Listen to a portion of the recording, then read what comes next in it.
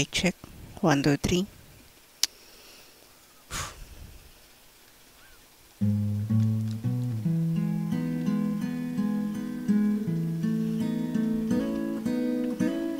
Sa kasalukuyan ay nag-iipon ako ng mga pictures, ng mga videos na mga bagay na ginawa ko this year.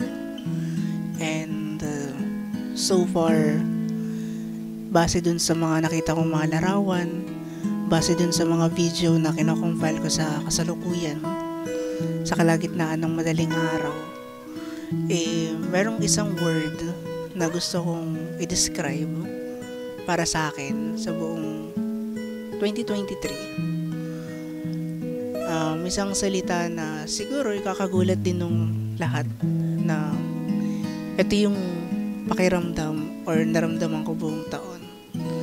At guilty rin naman ako ever since na nagsimula itong 2023. Ito yung salitang burnout.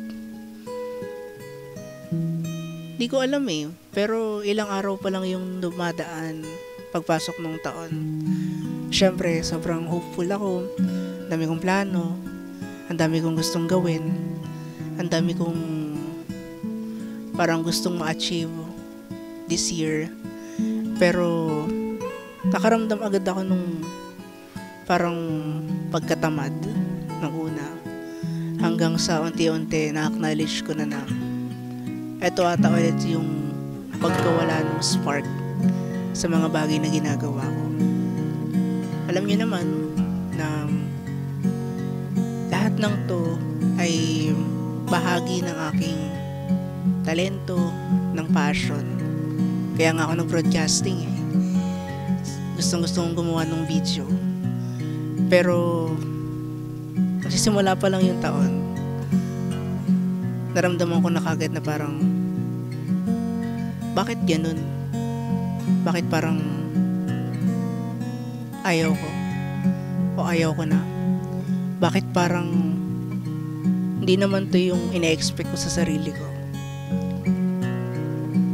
Pero kahit na ganun, syempre, nandyan kayo, mga kaibigan ko, mga kasama ko buong taon na hindi napapagod na magbigay ng lakas, inspirasyon para magpatuloy tayo. Kahit na nasa ganung sitwasyon tayo na alam natin o alam ko sa sarili ko na hindi ko nabibigay yung 100% ako. Kasi nga pakiramdam ko, ubos na ako. Hinang-hina na ako. At pagod ako. At itong pagod na to, hindi ko alam kung hanggang saan ako dadalhin nito.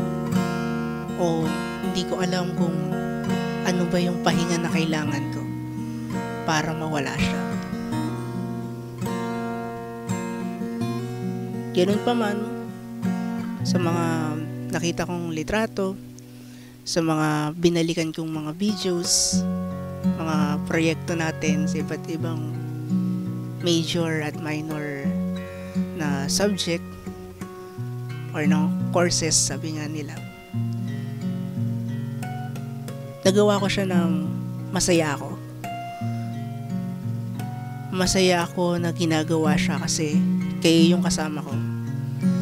Kahit na dumarating tayo sa mga shortcomings, kahit na ako mismo sa sarili ko, nagdududa ako sa kakayahan ko, kahit alam ko naman na yun, kahit na alam kong kaya ko,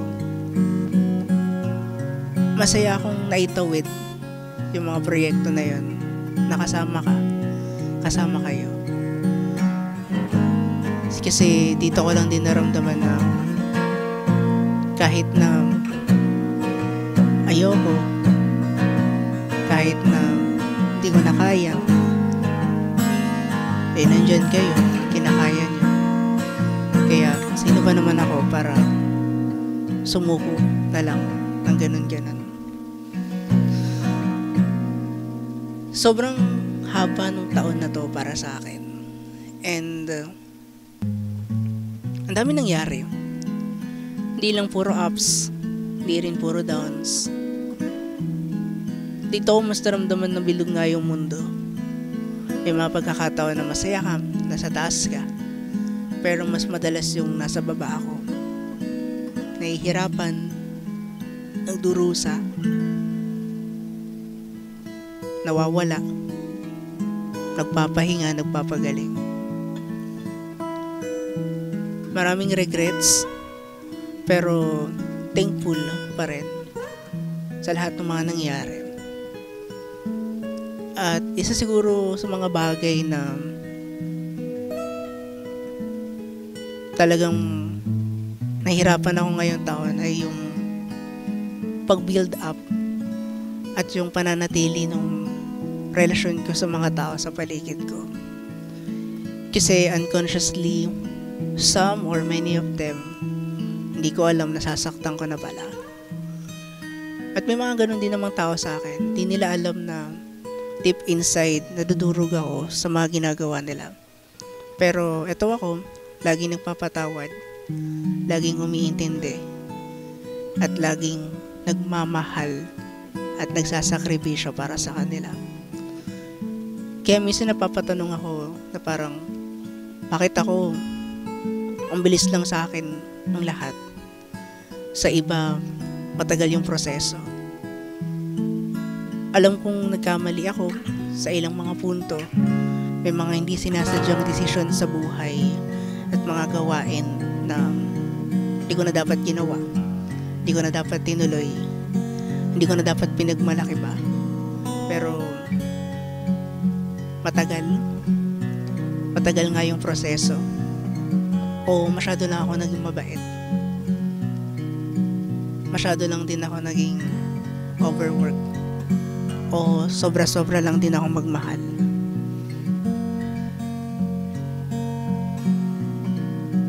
Bottom line, ang dami ko natutunan ngayong taon na to.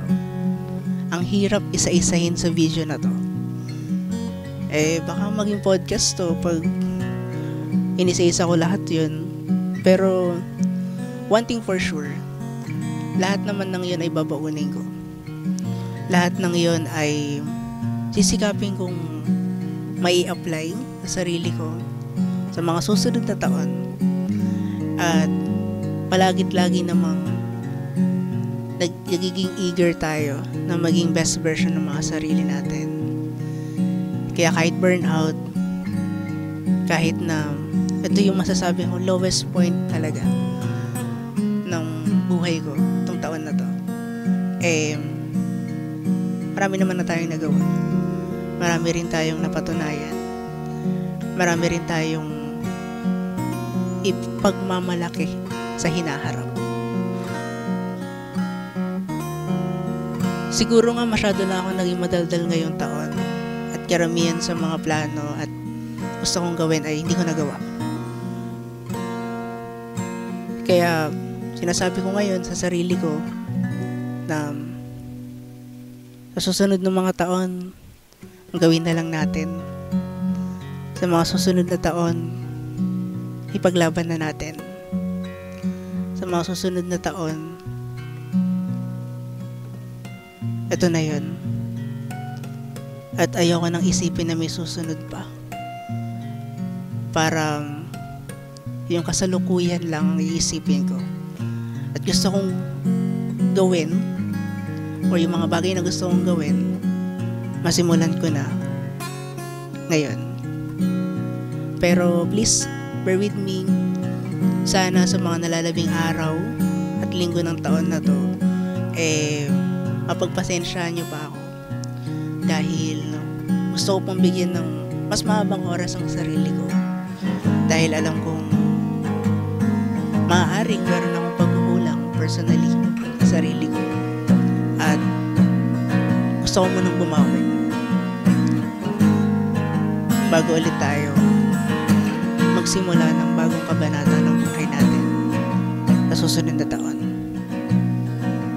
Gusto kong bumalik ng mas malakas, mas matino, mas mabait pa, At higit sa lahat, mas matatag at lumalaban na DOMS o Jed sa inyo. Konting pasensya pa. At naniniwala naman ako na hindi naman laging nasa baba or hindi naman ako laging nasa lowest point ng buhay ko. Baka ito na yung turnover or turn around ng lahat ng to. Hindi natin alam. Basta kung meron man ako may papangako sa sarili ko at sa inyo na nakikinig na to, yun ay yung palagit lagi kong sisikaping maging mabuting tao. Palagit lagi kong sisikaping ibigay yung best ko. At palagit laging iisipin ko yung ano yung makakabuti para sa sarili ko. Ganon din sa mga tao nakapaligid sa akin. Hindi ko naman alam kung makakasama ko pa rin kayo next year. Kaibigan ko pa rin ba kayo? Manonood pa rin ba kayo sa akin at susuporta? Pero this time around, mas priority kong ibigay muna lahat ng pagmamahal, pag-unawa, at suporta sa sarili ko. At sana lahat ng to, lahat ng binubulong ko ngayon ay magkaroon ng magandang bunga.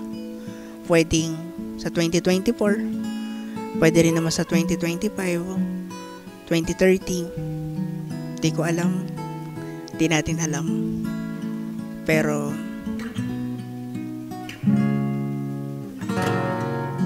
thank you pa rin 2023 sa lahat. And magkita-kita tayo next year, hopefully. And babalik tayo ng mas malakas, mas malupit, at mas matino. Ayun lang naman. To anyone who is watching this, thank you so much. Di ko man kayo personally na kilala or mga tropa ko kayo sa paligid lang. Kasi numero lang naman yung nakikita ko. Pero thank you for always supporting me. Lalo na dun sa mga tahimik lang na sumusubaybay at sumusuporta. Kayo yung lakas ko sa mga ganitong panahon. At yun nga, kahit nga lowest point ng 2023 ko, na-survive ko siya.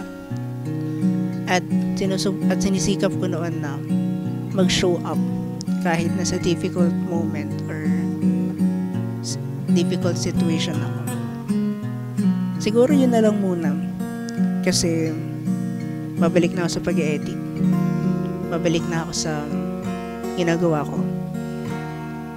Pagkatapos nito, magpapahinga muna ako ng medyo mahaba-haba bago ulit tayo tuluyang pumalik dito. So yun lang naman. Merry Christmas and Happy New Year, everyone. Thank you for watching and listening. And see you all next year.